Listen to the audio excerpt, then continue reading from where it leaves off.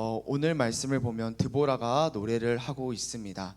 하나님의 승리가 그 구원이 기뻤기에 찬양하는 것이죠. 그러나 이 노래에는 다른 목적이 또 있었습니다. 바로 기억하기 위함입니다. 이 어두운 사사시대를 지나가면서 이스라엘 백성들이 꼭 기억해야 되는 한 가지가 있었습니다. 가나안 땅을 살아가면서 그들이 이 노래를 통해 계속해서 기억해야 하고 고백해야 하는 한 가지가 있다는 것이죠. 이스라엘이 무엇을 기억해야 했을까요? 오늘 이 드보라의 노래를 통해서 우리 하나님의 백성이 기억해야 되고 또 노래를 통해 계속해서 고백되어야 한 가지가 무엇인지 깨닫는 시간 되시길 소망합니다. 오늘 드보라가 노래를 합니다. 먼저 이스라엘의 상황을 노래하고 있었습니다. 그 상황이 참 답이 없어 보였는데요. 6절입니다. 6절인데요. 아낫의 아들 삼갈의 날에 또는 아엘의 날에는 대로가 비었고 길의 행인들은 오솔길로 다녔도다. 이스라엘이 불순종하자 바로 가나안 군인들이 쳐들어오기 시작합니다. 그들의 공격과 약탈이 얼마나 심했는지 사람들이 어디로 다니지 못합니까? 큰 길로 다닐 수가 없는 것이죠. 큰 길마다 누가 기다리고 있냐면 가나안의 깡패, 가나안 출신 일진들이 기다리고 있는 겁니다. 길을 지나가면 부르는 거죠. 너 일로 와봐. 그리고 좋은 거 다 가지고 있냐? 100원당 한 대다 붙잡고 탈탈 터는 겁니다. 그렇게 다 뺏겼습니다. 그냥 보내줄까요? 안 보내주죠. 뺏긴 후에는 그 사람을 죽여서 없애는 겁니다. 가나안 사람들이 이스라엘 전역을, 이스라엘의 모든 길목들을 지배하고 통치하고 있었습니다. 무려 몇 년 동안일까요? 20년 동안입니다. 언제까지 이스라엘은 이렇게 살아야 할까요? 그래도 한 번쯤은 가나안 사람들이랑 화끈하게 한판은 붙어봐야 되지 않겠습니까? 그런데 안타까운 것은 이 이스라엘에 화끈하게 싸울 만한 사람이 없었다는 겁니다.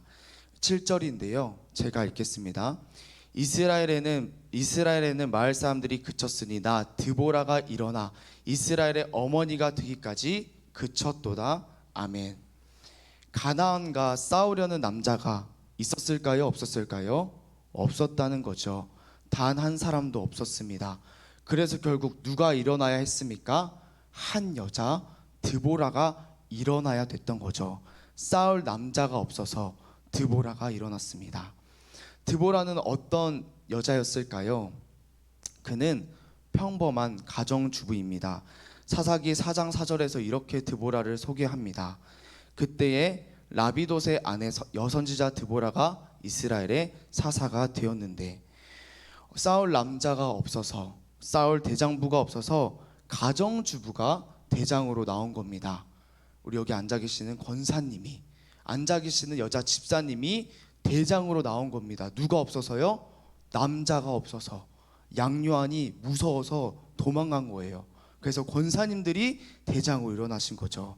이 얼마나 안타까운 상황입니까? 얼마나 슬픈 상황입니까? 그런데 이 이스라엘에게 싸울 남자만 없는 게 아니었습니다. 우리 8절인데요. 함께 읽겠습니다. 시작. 우리가 새 신들을 택하였으므로 그때 전쟁이 성문에 이르렀으나 이스라엘의 4만 명 중에 방패와 창이 보였던가. 뭐도 없었냐면 방패와 창도 없었습니다. 사람도 없는데, 싸울 사람도 없는데 방패도 없고 창도 없는 것이죠. 20년간 막 괴롭힘 당하면서 다 빼앗겼습니다. 이에 비해서 가나안 군대 어땠을까요? 군대도 많이 있고 그들에게는 창, 방패를 뛰어넘는 철병거 몇 대? 900대가 있었습니다. 철병거 굉장히 강력하거든요. 오늘날의 마치 탱크와 같습니다. 철병거가 지나가면 그 자리에 수십 명, 수백 명의 사람들이 시체로 깔려 있습니다. 이런 철병거들이 앞에 있는 것이죠. 만약 성도님들이 이스라엘의 백성이라면 창도 없고 방패도 없는데 철병거와 싸울 수 있겠습니까? 혹시 싸우기로 먼저 일어나실 분 있으실까요? 자신이 없는 거죠. 감히 일어날 자신이 없습니다. 그런데 그때 한 사람이 일어난 겁니다. 누굽니까? 한 여인 드보라가 일어난 겁니다. 7절을 우리가 함께 다시 읽겠습니다. 7절입니다. 시작. 이스라엘에는 마을 사람이 그쳤으니 나 드보라가 일어나 이스라엘의 어머니가 되기까지 그쳤도다. 드보라가 일어났습니다. 무기도 없었고 대장부도 없었고 그러나 이 여인이 일어난 것이죠. 드보라가 일어나자, 그가 사사로 일어나자 이제 한 명씩 이스라엘 백성들이 일어나기 시작합니다. 이 14절인데요. 에브라임에게서 나온 자들은 아말렉에 뿌리 박힌 자들이요, 베냐민은 백성들 중에 너를 따르는 자들이요, 마길에서는 명령하는 자들이 내려왔고 스불론에게서는 대장군의 지팡이를 잡는 자들이 내려왔도다. 아멘. 함께 일어나는 자들이 생겼습니다. 에브라임 지파, 베냐민 지파, 스불론 지파, 각 지파에 있던 사람들이 자기의 자리를 벅차고 일어나기 시작하는 겁니다. 그런데 조금 궁금해집니다. 드보라도 그렇고 이 지파 사람들도 그렇고 갑자기 왜 일어나기 시작한 걸까요? 지금 상황이 좋습니까? 안 좋습니까? 안 좋습니다. 그냥 안 좋은 게 아니라 많이 안 좋습니다. 또 이제 무기도 없고 사람도 없고 또 사사라고 해서 일어난 사람이 마동석 같이 힘이 센 장군이 아니라 전쟁의 전자도 모르는, 집에서 맛있는 전을 만들고 계셨던, 빨래를 하셨던, 아이를 돌보고 있었던 가정주부가 사사로 일어났다 말입니다. 그런데 그들이 무엇을 믿고 그 가정주부를 보고 일어난 걸까요? 드보라도 그렇고 이스라엘의 각 지파 사람들도 그렇고 왜 그들이 일어난 걸까요? 그 이유가 13절에 나와 있습니다. 13절인데요. 함께 읽겠습니다. 시작. 그때 남은 귀인과 백성이 내려왔고 여호와께서 나를 위하여 용사를 치시려고 내려오셨도다. 아멘.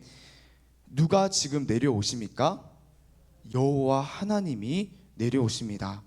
하나님께서 하늘 보좌에 앉아서 가만히 구경하고 계시는 게 아니라 하나님께서 자신의 자리를 벅차고 일어나셨다는 겁니다. 자신의 백성을 위해 싸우시려고 그분이 일어나시고 내려오십니다. 우리의 왕이 일어나시니 백성이 앉아 있을 수 있겠습니까? 왕이 싸우시니 백성이 가만히 있을 수가 있겠습니까? 그래서 드보라가 일어난 겁니다. 나의 왕이 일어나는 것을 보고, 나의 왕이 싸우시는 것을 보고 그 가정주부는 가만히 있을 수가 없었습니다. 자신의 왕을 따르지 않을 수가 없었던 것이죠. 나의 왕이 일어나셨기에 왕의 백성들은 따라 일어납니다. 내가 가정주부건, 내가 권사건, 내가 집사건, 내가 어린아이건, 내가 청년이건 상관이 없습니다. 내가 어떤 지파건, 내 형편이 어떻건, 내 상황이 어떻건 상관이 없는 겁니다. 나의 왕이 일어나셨기에 내가 어디 있건 왕을 따라 일어나서 왕을 따라 싸우기 시작하는 것이죠. 왕이 일어나셨기 때문에 백성들이 일어납니다. 그런데요, 왕이 일어나셨는데 하나님이 일어나심에도 불구하고 그저 자리에 앉아 있었던 사람들은 있었습니다. 15절 하반절에서 16절을 제가 읽겠습니다. 르우벤 시냇가에 큰 결심이 있었도다. 16절입니다. 내가 양의 우리 가운데 앉아서 목자의 피리 부는 소리를 들음은 어찌 됨이냐. 르우벤 시냇가에 큰 결심이 있었도다. 하나님이 일어나셨는데 어떤 지파가 앉아 있습니까? 르우벤 지파가 양의 무리 가운데 앉아 있습니다. 그들 가운데 큰 결심은 많았나 봅니다. 결심했습니다. 하나님이 일어나셨으니 우리도 일어나 싸우자. 많은 결심은 있었는데 말뿐인 헌신입니다. 그들은 결국 앉아 있습니다. 우리의 양은 누가 키우나? 우리의 소는 누가 키우나? 우리의 아이는 누가 기르나? 나의 안위와 삶의 형편을 핑계대며 양 무리 가운데 앉아있기를 선택합니다. 르우벤은 앉아 있었고요. 그러나 이 르우벤보다 더한 사람들이 있었는데 바로 길르앗 사람들. 이들은 앉아 있는 거에 멈추는 게 아니라 거주하기 시작합니다. 17절을 저희가 함께 읽겠습니다. 17절 시작. 길르앗은 요단강 저쪽에서 거주하며 타는 배에 머무름은 어찌 됨이냐. 아멘. 그들은요, 길르앗, 단, 아셀은 자리를 깔고 거주합니다. 일어날 생각 없다는 거죠. 내 지역을 떠날 생각도 없다는 겁니다. 하나님, 나는 여기 못 떠납니다. 하나님, 우리를 먹여 살려 주십니까? 생업과 돈으로 마음이 가득 차서 하나님을 따를 마음이 하나도 없다는 것이죠. 나의 왕이 뭘 하든 관심 밖의 일입니다. 나의 안위, 나의 생업, 나의 평안, 오로지 내가 그들의 유일한 관심 대상입니다. 그들은 앉아 있기를, 거주하기를 선택했습니다. 그렇다면 이들에 대해서 하나님은 어떻게 평가하실까요? 하나님은 어떻게 말씀하셨을까요? 23절에서 이렇게 말씀하십니다. 함께 읽겠습니다. 시작. 여호와의 사자의 말씀에 메르스를 저주하라. 너희가 거듭거듭 그 주민들을 저주할 것은 그들이 와서 여호와를 돕지 아니하며 여호와를 도와 용사를 치지 아니함이니라 하시도다. 아멘. 하나님이 뭐라 평가하십니까? 그들을 저주하십니다. 하나님이 괜찮다 하지 않으십니다. 내가 너희를 이해한다 말씀하지 않으십니다. 하나님이 저주하십니다. 거듭해서 그 주민들을 저주하라 하십니다. 그 이유가 나와 있죠. 23절에 그들이 와서 누굴 돕지 않았기 때문입니까? 여호와를 돕지 않았기에. 여호와를 돕지 않았기 때문에, 왕을 돕지 않았기 때문에, 왕을 따르지 않았기 때문에, 왕을 인정하지 않고 왕을 무시했기 때문에 하나님도 그들을 인정하지 않고 그들을 저주할 것이라고 말씀하십니다. 그러나 왕을 따랐던 자들, 자신의 처지, 자신의 형편과 상관없이 자신의 자리에 일어났던 자들을 향해서 하나님이 복을 선포하십니다. 24절인데요. 함께 읽겠습니다. 시작. 겐 사람 헤벨의 아내 야엘은 다른 여인들보다 복을 받을 것이니 장막에 있는 여인들보다 더욱 복을 받을 것이로다. 아멘. 군대 장관 시스라를 말뚝으로 박아 죽였던 사람이 야엘이었습니다. 그 야엘은 겐 사람, 즉 이방 여자입니다. 이스라엘 여자도 아니고 이방 여자입니다. 그런데 하나님이 그 이방 여자를 향해 선포하시는 거죠. 너가 모든 여인들보다 복될 것이다. 겐 사람 여인, 너가 이스라엘에 있는 모든 여인들보다 복될 것이다. 나를 왕으로 인정하는 자, 나를 따르는 자, 하나님이 복 주시고 하나님이 자신의 백성이라고 인정하고 계시는 겁니다. 그의 백성은요, 왕의 백성은 왕을 따르는 자들입니다. 왕의 백성은 왕이 주시는 복으로 사는 자들입니다. 오늘 드보라가 노래를 하고 있습니다. 어두운 사사시대를 통과하며 우리가 기억해야 할 한 가지를 노래합니다. 바로 왕을 따라 일어나라는 것이죠. 일어나라, 일어나라, 왕을 따라 일어나라고 말합니다. 나의 모습이, 나의 처지가, 나의 형편이 어떠하든지 왕이 일어나셨기에 우리의 자리에서 일어나라고 드보라가 말하고 있습니다. 그러니 성도 여러분, 일어나시길 바랍니다. 나의 처지를, 나의 형편을 벅차고 일어나시길 소망합니다.